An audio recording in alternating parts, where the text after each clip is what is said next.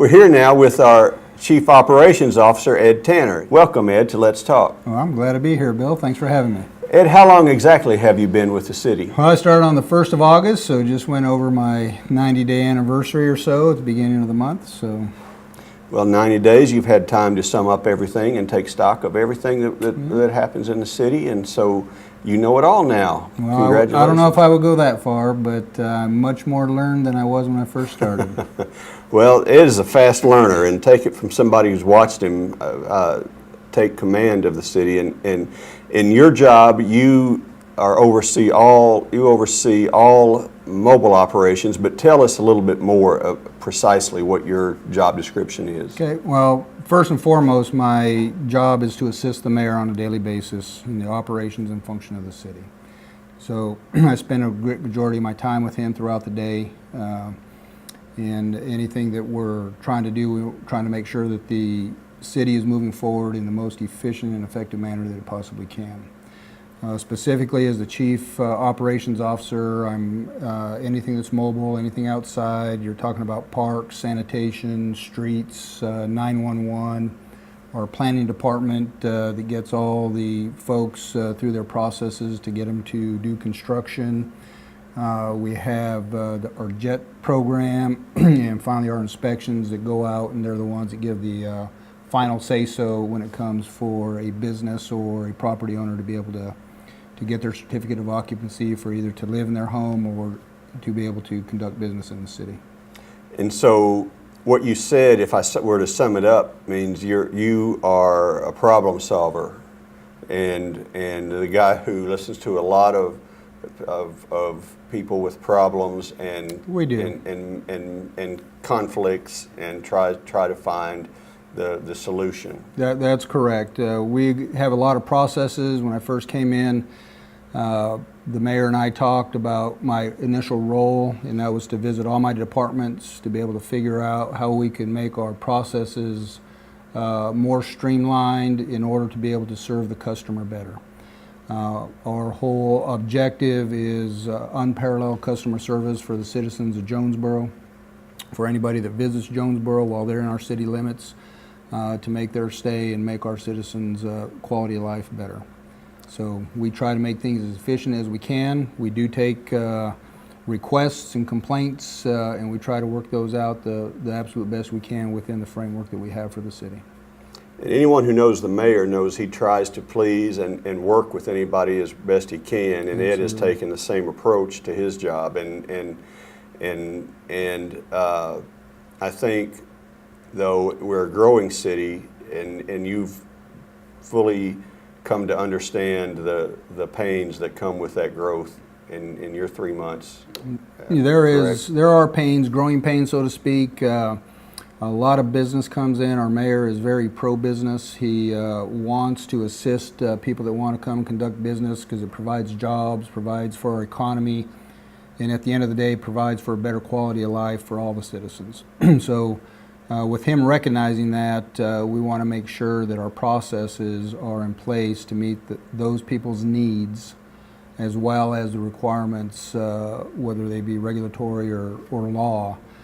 We just need to figure out how to marry those two together the best we can to make sure that those businesses and those people coming in to conduct business are able to do that effectively. Well, and there are issues that people face, and can you talk a little bit about some of the processes you go through of a lot of it's listening, and yet and then there's problem resolution. You know, in my line of work, sometimes we used to say, "You've done a good job" when nobody's fully happy. Right. But when you're running a city, you want to try to please as many people as you can. Absolutely, and you want to be fair and consistent with everybody. You want to treat all citizens equally. We do get many calls up to City Hall, and sometimes they're have an issue. And so what we try to discern when they call the mayor or they call myself is we try to discern what department or what part of the city would best be able to serve that customer and that citizen. So once we discern that, many times we get in our vehicles and we'll go visit them.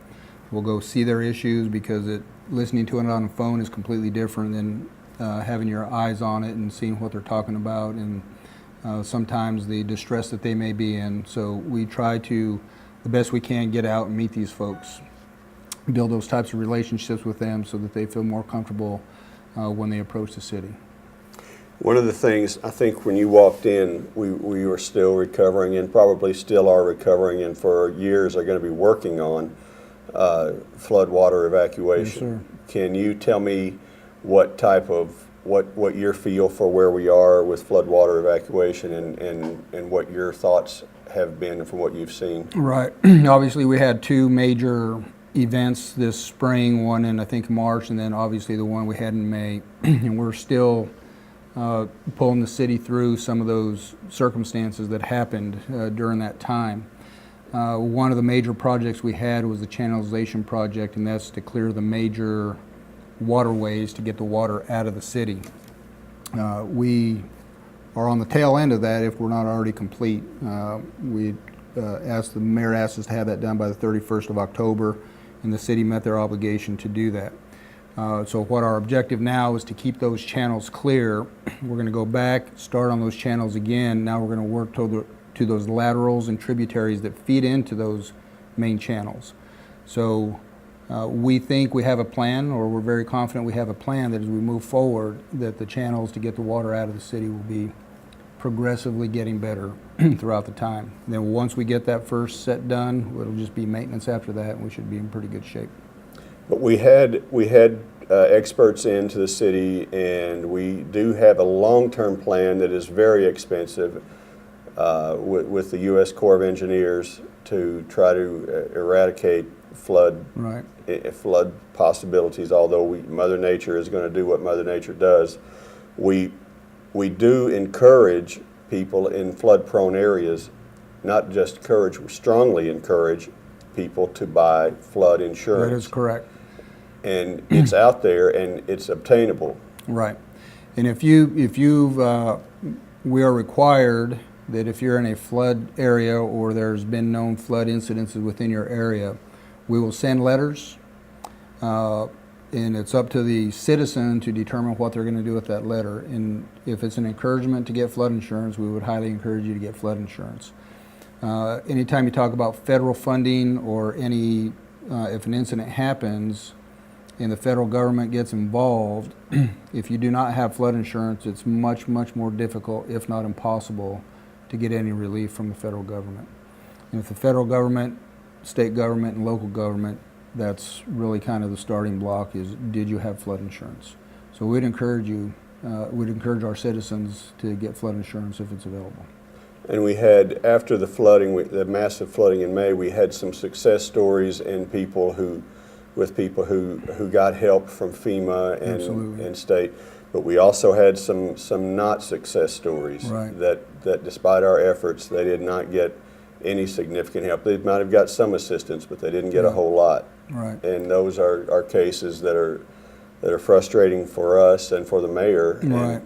But ultimately, the individual responsibility to buy flood insurance is paramount. Right, and that's really the starting point of any decision-making process that the city will go through. Is, did you do your part in getting the flood insurance? What did you do with the letter? Did you follow up on that?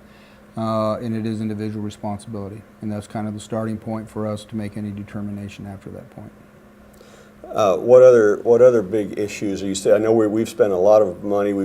Obtaining grants to build sidewalks. Mm-hmm. Jonesboro has a sidewalk shortage that we've been addressing for at least a couple of years, and that continues. We set aside a certain amount of money every year for sidewalk to either repair existing sidewalk or to build new sidewalk. And our engineering department and streets department has a great perspective on what areas, and I think they already have an established list of what areas that they will go from year to year in order to put in sidewalks. So along with some of the challenges we also have many successes within the city. If you don't mind if I talk about those for a second. I already talked about the channelization to get the flood water out. We also have Phase 1 and Phase 2 of Craighead Forest Park. Phase 1 is done. We have some small items, but it doesn't affect the walking route in Phase 1 in Craighead Forest Park. As soon as they finish the bridge in Phase 2, which should be in short order, then that whole 3.2 mile loop around Craighead Forest Park will be completed, which is just a huge success, and you can just tell by the number of people that go out. Our Jets folks have been providing a Red Wolf shuttle during the football games, which has been a huge success, relieves a lot of pressure around the stadium, allows people to come in and out because it drops them off right at the front gate. We just have a lot of great things going on with our great people that want to serve the citizens of Jonesboro. That's right. And another thing I've heard compliments on is the striping we've done, because I was getting complaints as recently as 4 or 5 months ago that particularly in bad weather, but at night you couldn't Right. see on Southwest Drive or a lot of places you couldn't see the lines in the road. And Right. I think we've recently completed 300 miles of striping. Yep, I think probably around this time we're about 320 to 330 miles of striping. We have a little over 500 miles of road. We think in the future, once we get everything striped, we'll about be able to do the entire city once a year. We got new equipment, new machinery, where we're able to stripe both the yellow and the white at the same time and do some things simultaneously, which is about doubled our output. For That's the one same of the amount of coolest hours. machines I've ever That's seen. pretty awesome. Yeah, Really, really we cool. we ought to rent rides on that sucker. I think we could probably raise, that would be a revenue function for the city. Yeah, that would be We'd cool. have a good time doing people that. would like.